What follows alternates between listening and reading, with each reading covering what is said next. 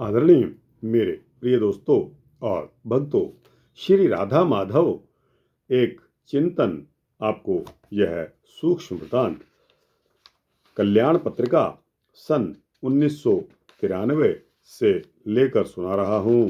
दोस्तों, यह एक सूक्ष्म वृत्तांत है, लेकिन अगर आप वास्तव में श्री राधा कृष्ण का चिंतन करना चाहते हैं तो दोस्तों, चिंतन में आपको अपना ध्यान मग्न करके उस परमपिता परमात्मा में लीन होना पड़ेगा। दोस्तों, चिंतन ऐसे नहीं होता। आपको एकाग्र चित्त होकर उसके बारे में सोचना पड़ता है। तो दोस्तों, अंतर्दृष्टि हम जब अपनी यहाँ अप्लाई करते हैं और बाह्य दृष्टि को बंद कर लेते हैं तो दोस्तों, तब हम उसका चिंतन कर सकते हैं। यहाँ मिसाल के तौर पर, उदाहरण के तौर पर आपको मैं यह वृत्तांत सुना रहा हूँ, जो कि आंखें खोलकर ही सुना रहा हूँ। लेकिन दोस्तों, इस वृत्तांत को सुनकर आप अपने मन को एकाग्र करने के लिए अपने नेत्र बंद करके और अपने अंतःकरण से उस श्री कृष्ण परमपिता परमात्मा का आत्मचिंतन करिए। आपको अवश्य ही सेटिस्फैक्शन और संतुष्टि प्राप्त होगी।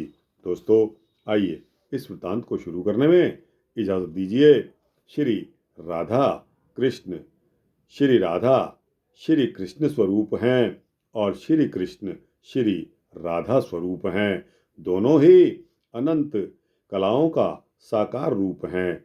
उन नित्य स्वरूप निकुंज स्थित श्री राधा माधव में मैं सर्वतोभावेन नवनवायमान लीलाओं के समुदेशक रूप में चिंतन करता हूँ। ये दोनों स्वरूप शरीर और छाया के समान परस्पर भिन्न अभिन्न हैं। ऋग्वेदीय श्री राधोपनिषद में श्री राधा माधव का जो वर्णन है, ऋग्वेदीय श्री राधोपनिषद में एक व्याख्यान है। एक समय बाल ब्रह्मचारी सनकादि ऋषियों ने भगवान ब्रह्मा जी की उपासना करके उनसे पूछा कि हे देव, परम देवता कौन हैं? उनकी शक्तियाँ कौन कौन सी हैं? उन शक्तियों में सबसे श्रेष्ठ सृष्टि की हेतुभूता कौन शक्ति है? सनकादि के प्रश्न को सुनकर श्री ब्रह्मा जी बोले कि पुत्रों, सुनो, यह अत्यंत गुप्त रहस्य है, जिस किसी के सामने प्रकट करने के योग्य नहीं है, जिस किसी के सामने प्रकट करने के योग्य नहीं है और देने योग्य भी नहीं है। जिसके हृदय में रस हो, जो ब्रह्मवादी हों, गुरु भक्त हों, उन्हीं को इसे बताना है। नहीं तो किसी अनाधिकारी को देने से महापाप लगेगा। भगवान हरि श्री कृष्ण ही परम देव हैं। वे ऐश्वर्य, यश, श्री, धर्म, ज्ञान, वैराग्य, इन 6 के 6 ऐश्वर्यों से परिपूर्ण भगवान हैं। गोप गोपियां इनकी सेवा करती हैं। वृंदा तुलसी इनकी आराधना करती हैं। वे भगवान ही वृंदावन के स्वामी हैं। वे ही एकमात्र परमेश्वर हैं। इनकी आराधनी ने शक्ति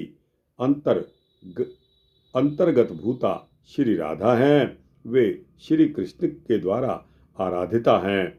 श्री राधा भी श्री कृष्ण का सदा समाराधन करती हैं। अतः वे राधिका कहलाती हैं। ये श्री राधा और रस सागर श्री कृष्ण एक ही शरीर हैं। लीला के लिए ये 2 बन गए हैं। ये श्री राधा श्री कृष्ण के प्राणों की अधिष्ठात्री देवी हैं। एकांत में चारों वेद इनकी स्तुति करते हैं। इनकी महिमा का, यानी कि मैं ब्रह्मा अपनी समस्त आयु में भी वर्णन नहीं कर सका। जिन पर इनकी कृपा होती है, परम धाम उनके करतलगत हो जाता है। इन राधिका को न जानकर जो श्री कृष्ण की आराधना करना चाहता है, वह मूढ़तम है, महामूर्ख है। अब दोस्तों, अर्थवेदीय श्री कृष्णोपनिषद में श्री राधा माधव का क्या वर्णन है?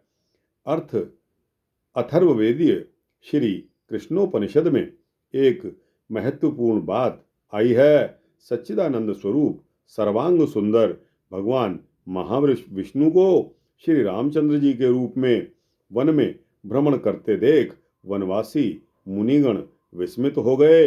वे उनसे बोले कि हे प्रभु, हमें आपके आलिंगन की उत्कंठा है।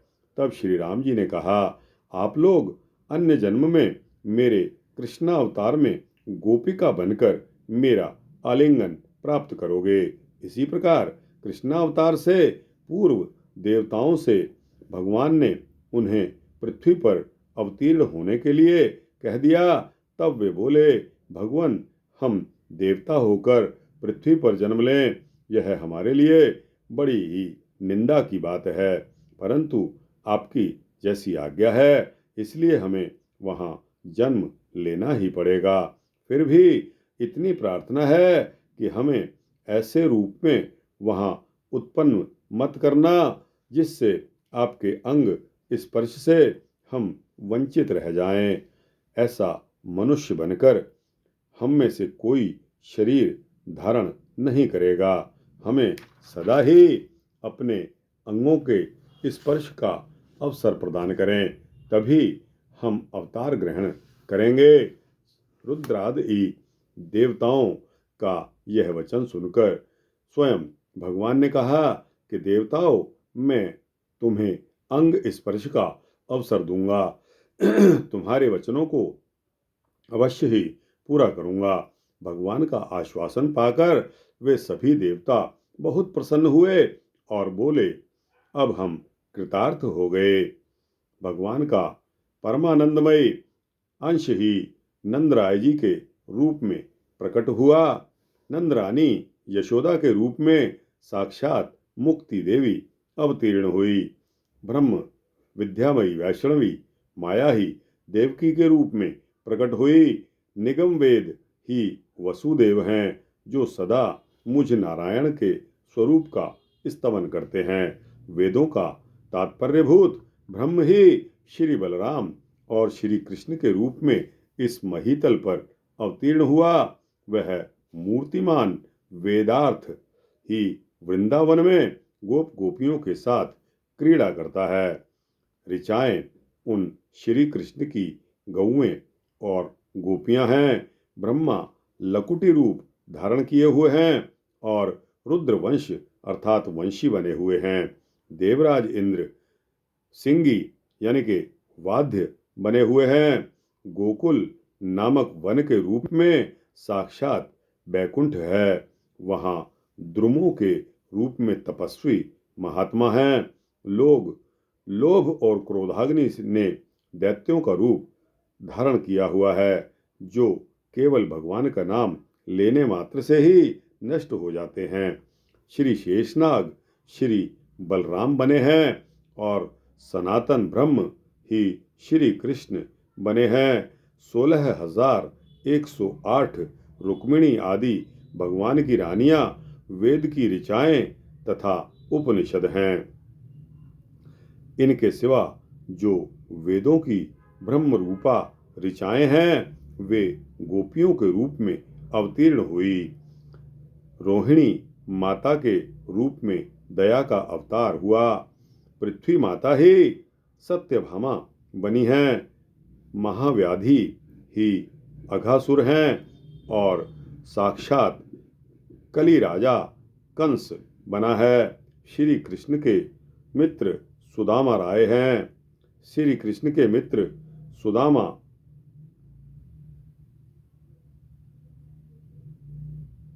हैं, अक्रूर सत्य हैं और उद्धव दम हैं। दूध दही के भंडारे में जो भगवान के मटके फोड़े और उनसे जो दूध दही का प्रवाह हुआ, उसके रूप में उन्होंने साक्षात क्षीर सागर को ही प्रकट किया है और उस महासागर में वे बालक बने पूर्ववत क्रीड़ा कर रहे हैं। शत्रुओं के संहार तथा साधुओं की रक्षा में वे सम्यक रूप से स्थित हैं। समस्त प्राणियों पर अहेतु की कृपा करने के लिए तथा अपने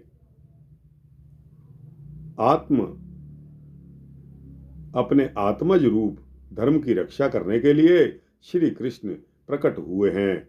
यूं जानना चाहिए, भगवान शिव ने श्री हरि को अर्पित करने के लिए जिस चक्र को प्रकट किया था, भगवान के हाथ में सुशोभित वह चक्र ब्रह्म स्वरूप ही है। धर्म ने चंवर का रूप ग्रहण किया। वायुदेव ही वैजंती माला के रूप में प्रकट हुए हैं। कश्यप मुनि नंद जी के घर में ऊखल बने हुए हैं और माता आदिति रज्जु के रूप में अवतरित हुई हैं। शंख चक्र आदि उनके आयुध हैं। भगवान के हाथ की गदा सारे शत्रुओं का नाश करने वाली साक्षात कालिका हैं। गरुड़ ने भांडीर वट का रूप धारण किया हुआ है और नारद मुनि सुदामा नाम से सखा बने हुए हैं। भक्ति ने वृंदावन का रूप धारण किया हुआ है। सभी जीवों को प्रकाश देने वाली जो बुद्धि है वही भगवान की क्रिया शक्ति है। अतः ये गोप गोपी आदि सभी भगवान से भिन्न नहीं हैं और भिक्षु परमात्मा श्री कृष्ण भी इनसे भिन्न नहीं हैं। उन्होंने यानी कि श्री कृष्ण ने स्वर्गवासियों को तथा सारे वैकुंठ धाम को भूतल पर उतार लाए हैं। जो इस प्रकार जानता है वह सब तीर्थों का फल पा लेता है और देह के बंधन से मुक्त हो जाता है। राधिका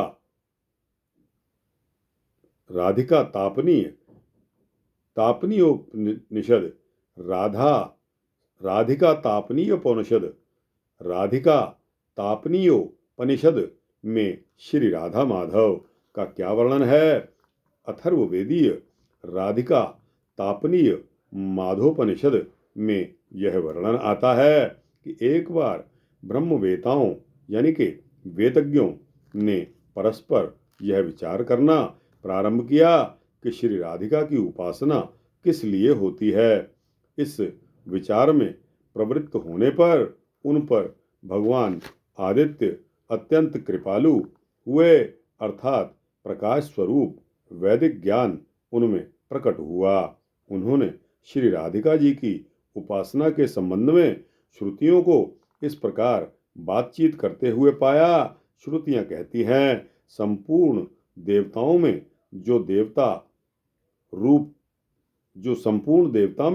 जो देव रूपता यानी कि शक्ति है वह श्री राधिका जी ही हैं। समस्त प्राणी श्री राधिका जी के द्वारा ही अवस्थित हैं, अर्थात देवता से लेकर शूद्र प्राणियों तक सभी जीव श्री राधिका जी की ही शक्ति से स्थित हैं एवं चेष्टा युक्त हैं और उन्हीं से अभिव्यक्त हुए हैं। इसलिए हम सब श्रुतियां उन राधिका जी को नमस्कार करती हैं। श्री रासमंडल में जिनकी रस क्रीड़ा को देखकर चंद्रमा एवं देव पत्नियों को अपने शरीर का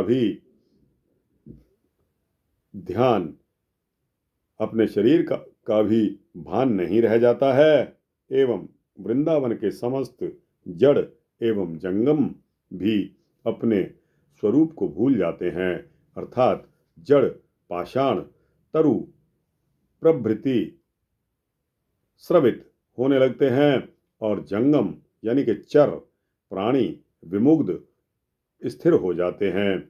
श्री रासमंडल में भावावेश युक्त उन श्री राधिका जी को हम श्रुतियां नमन करती हैं। जिनका इस उपनिषद में वर्णन हुआ है वे राधिका जी और आनंद सिंधु श्री कृष्णचंद्र वस्तुतः एक ही शरीर एवं परस्पर नित्य अभिन्न हैं। केवल लीला के लिए ही वे दो नव स्वरूपों में व्यक्त हुए हैं। जैसे शरीर अपनी छाया से शोभित हो।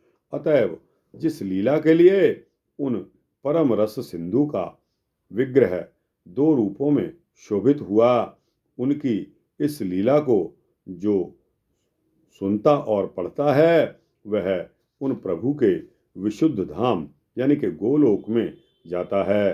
अब दोस्तों, पद्म पुराण में श्री राधा माधव के बारे में क्या वर्णन है, इसका वृतांत आपके समक्ष रखता हूँ।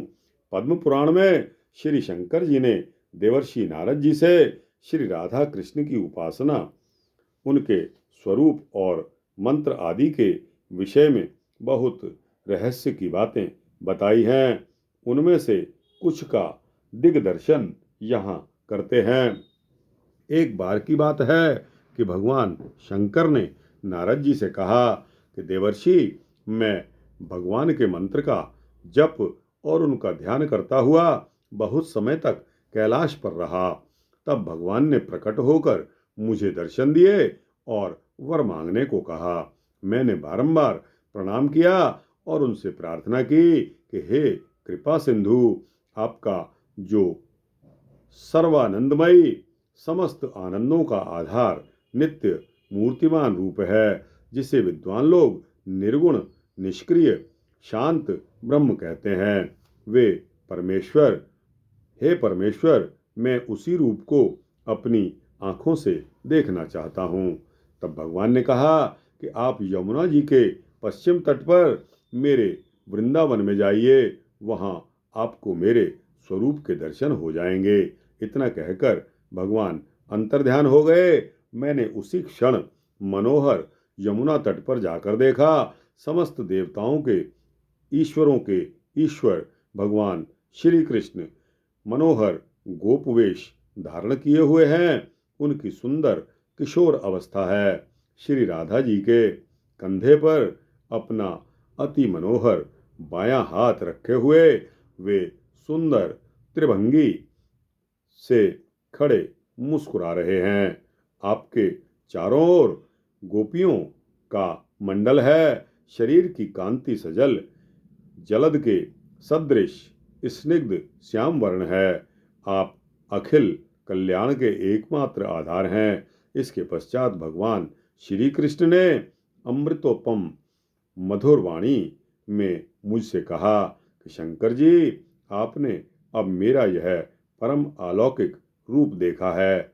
सारे उपनिषद मेरे इस धनीभूत निर्मल प्रेममयी सच्चिदानंद स्वरूप को ही निराकार निर्गुण सर्वव्यापी निष्क्रिय और परात्पर ब्रह्म कहते हैं। मुझमें प्रकृति से उत्पन्न कोई गुण नहीं है और मेरे गुण अनंत हैं, उनका वर्णन नहीं हो सकता। मेरे ये गुण सात्विक दृष्टि से सिद्ध नहीं होते, इसलिए ये सब मुझको निर्गुण कहते हैं।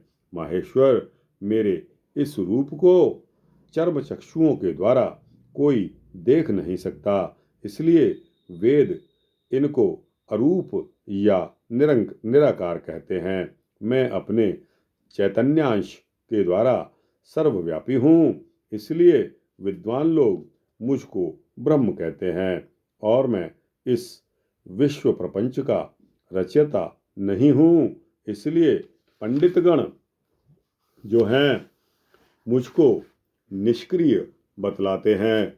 शिव स्तुति सृष्टि आदि कोई भी कार्य मैं स्वयं नहीं करता।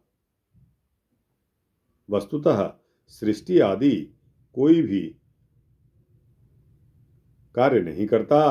मेरे अंश ब्रह्मा विष्णु रुद्र ही माया गुणों के द्वारा सृष्टि संहार का कार्य किया करते हैं।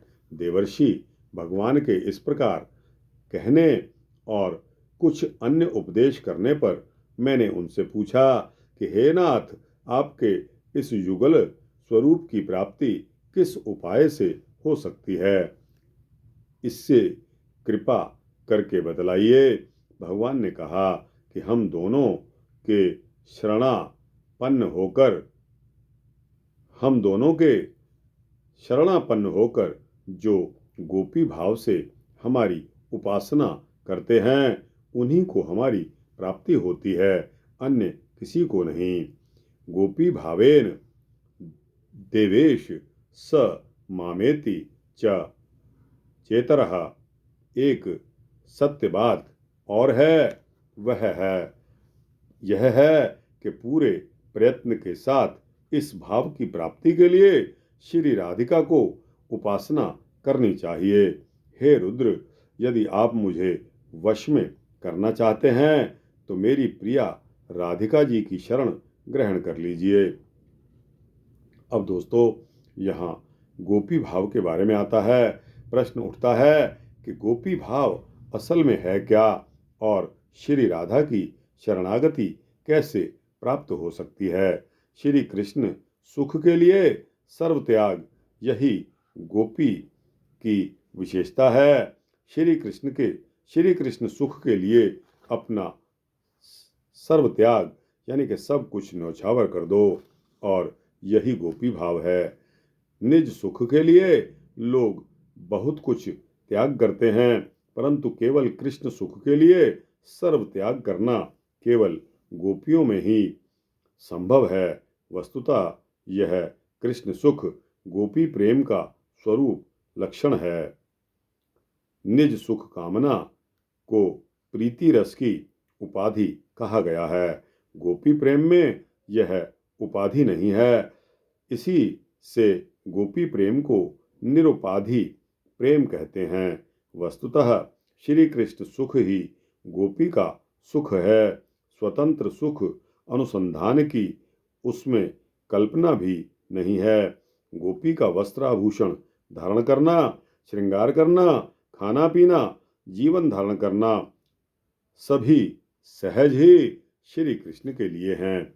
श्री कृष्ण ने स्वयं ही कहा है कि निजांगमपि या गोप्यो मामेति समुपासते ताभ्यः परम न मे पार्थ निगूढ़ प्रेम भाजनम।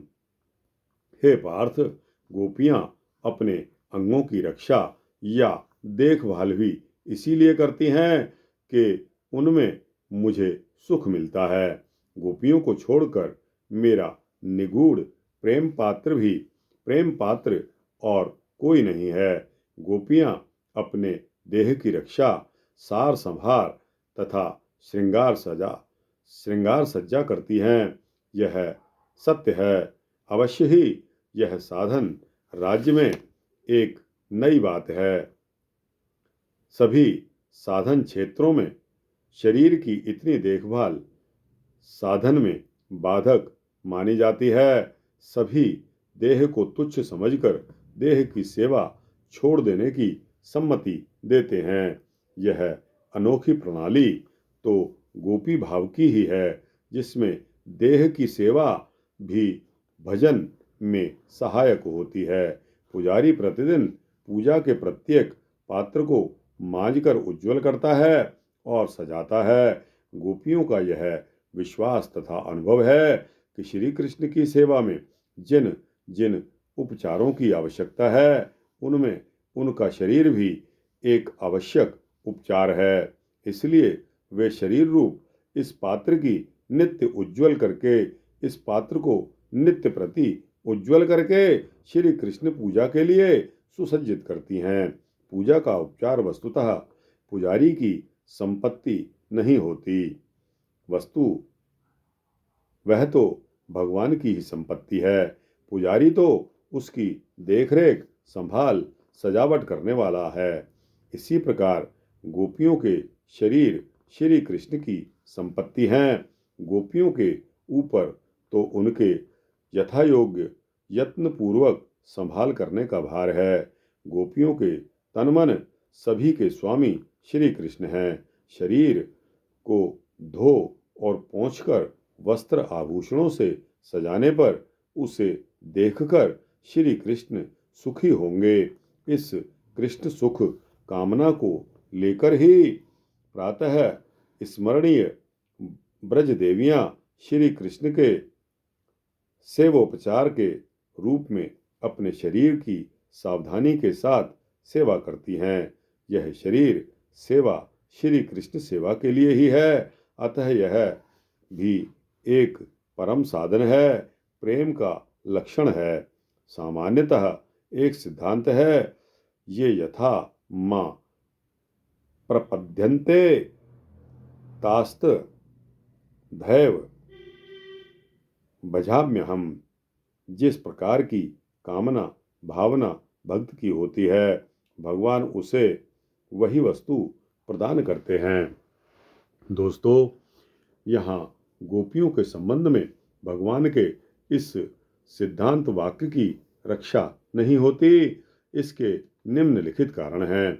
एक तो गोपी की कोई कामना नहीं है, अतएव श्री कृष्ण उसे क्या दें। दूसरा, गोपी की कामना है श्री कृष्ण सुख की। श्री कृष्ण इस कामना की पूर्ति करने जाते हैं तो उनको स्वयं सुखी होना पड़ता है, अतः इस दान से ऋण और बढ़ता है।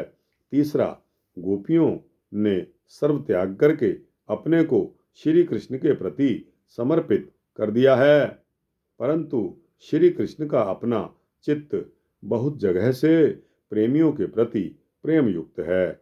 इस प्रकार कृष्ण प्रेम अपेक्षाकृत विभक्त और खंडित है, परंतु गोपी प्रेम अनन्य और अखंड है। इसी से गोपी के भजन का बदला उसी रूप में श्री कृष्ण नहीं दे सकते।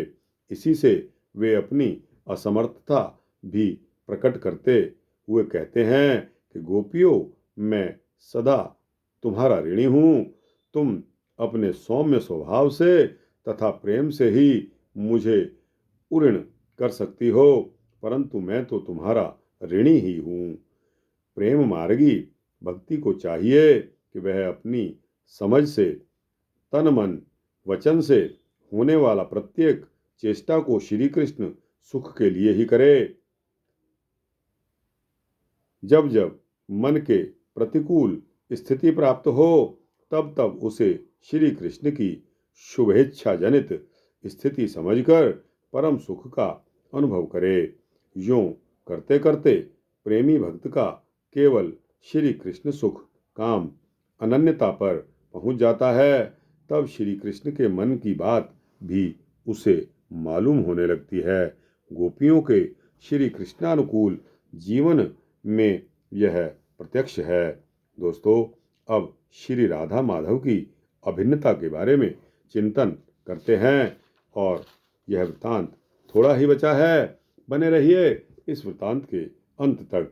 दोस्तों, इन गोपियों में सर्वशिरोमणि हैं वृषभानु दुलारी श्री राधा जी। गोपियां श्री राधा जी की काय व्यूह हरता हैं। गोपियां का परम आदर और परम सेव्य श्री राधा में ही निहित है। श्री राधा रूपी दर्पण में ही कृष्ण का पूर्ण दर्शन प्राप्त होता है और वह दर्शन भी श्री कृष्ण को ही होता है। राधा वास्तव में कोई एक मानवी नारी विशेष नहीं है, वे भगवान की साक्षात अभिन्ना शक्ति हैं। इनके संग से ही भगवान में सर्वशक्ति मत्ता का प्रकाश होता है। भगवान श्री कृष्ण ने एक जगह कहा है, राधा बिना अशोभन नित्य में रहता केवल एक कोरा कृष्ण। राधा संग सुशोभित होकर बन जाता हूँ मैं श्री कृष्ण। राधा मेरी परम आत्मा, जीवन प्राण, नित्य आधार। राधा से मैं प्रेम प्राप्त करता निज जन में विस्तार। मैं राधा हूँ, राधा मैं हूँ। राधा माधव नित्य अभिन्न, एक सदा ही बने सरस दो, करते लीला ललित विभिन्न।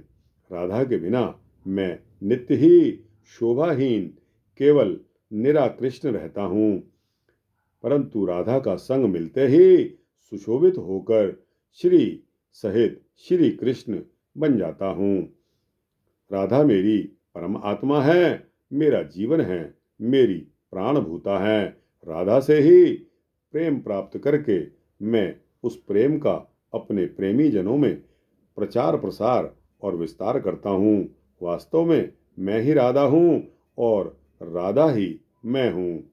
हम राधा माधव दोनों सदा अभिन्न हैं। हम सदा एक ही दो बने हुए हैं। हम सदा एक ही दो बने हुए विभिन्न प्रकार की रसमयी लीलाएं किया करते हैं। इतना ही नहीं, राधा मुझे इतनी अधिक प्रिय है, राधा से भी लगता मुझको अधिक मधुर प्रिय राधा नाम। राधा शब्द कान पड़ते ही खिल उठती हिय कली तमाम। उन राधा से भी उनका राधा नाम मुझे अधिक मधुर और प्यारा लगता है। राधा शब्द कान में पड़ते ही मेरे हृदय की संपूर्ण कलियां खिल उठती हैं। कोई भी ऐसा प्रेम परिपूर्ण राधा नाम सुनाकर मुझे खरीद सकता है। नारायण, शिव, ब्रह्मा, लक्ष्मी, दुर्गा, सरस्वती सभी मेरे ही रूप हैं। ये सभी मुझे प्राणों के समान प्रिय हैं और इन सब का भी मुझ में बड़ा अनुपम भाव है। परंतु राधा तो मुझे प्राणों से भी अधिक प्यारी है। वह समस्त प्रिय प्रेमी जनों की मुकुटमणि है। राधा के सदृश प्राणाधिक प्रिय दूसरा और कोई भी नहीं है। ये अन्यान्य सभी देव देवियां नित्य मेरे समीप रहती हैं, परंतु मेरी प्रियतमा राधा तो सदा मेरे वक्षस्थल पर ही निवास करती है। दोस्तों, ब्रजवासी जन कहते हैं कि ब्रज में आकर भी जिसने राधा राधा नहीं कहा, राधा नाम नहीं जाना, उसने उससे ज्यादा अभागा कोई नहीं है। कई लोग कहते हैं कि श्री शुक महाप्रभु ने भी साक्षात गुरु स्वरूप परम प्रेममयी महादेवी श्री राधा का नाम श्रीमद् भागवत में स्पष्ट रूप से नहीं लिखा।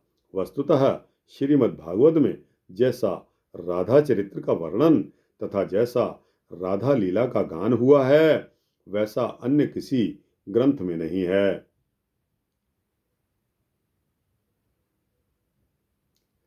जैसे कोई पुत्र अपने माता या पिता के पास जाता है तो उसका नाम नहीं लेता है।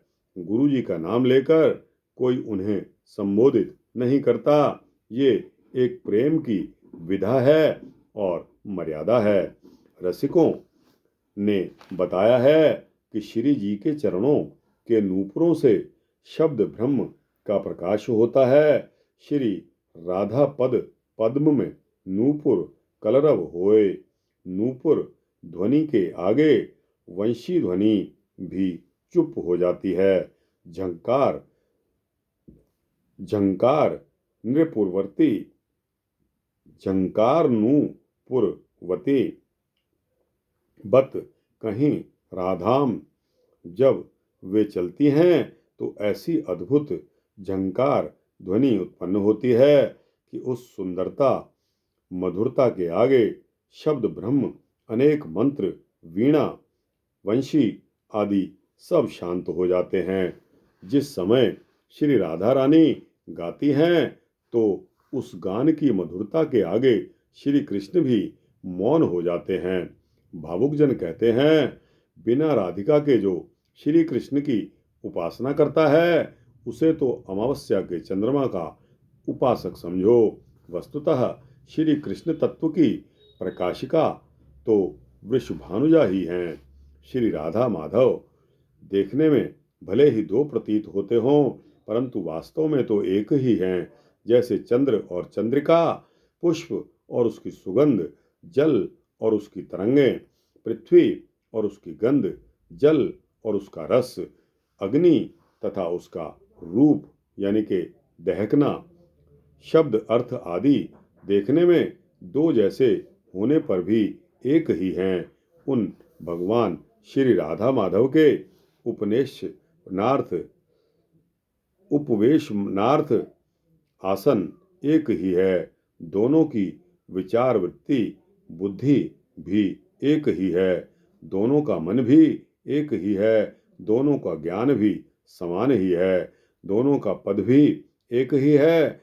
और तो क्या, श्री राधा माधव की आकृति, प्रकृति, संस्कृति, प्रवृत्ति भी एक ही है।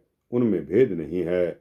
श्री राधा कृष्णयोः एकमासनम एका बुद्धिः एकम मनः एकम ज्ञानम एकम आत्मा एकम पदम एकम आकृतिः एकम ब्रह्म अतएव तयोनम भेदः।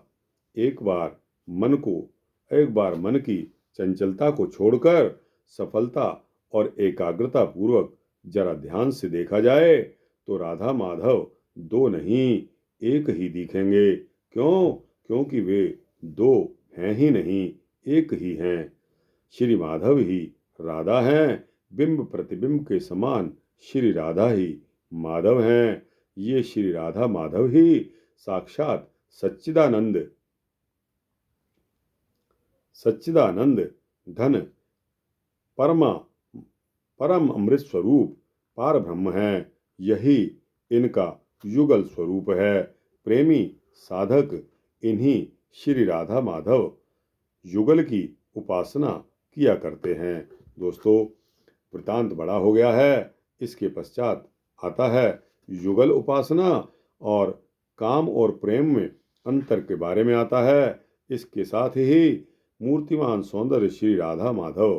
तो दोस्तों, यह 3 शीर्षक अगले वृतांत में शामिल करेंगे। तब तक के लिए आज्ञा दीजिए।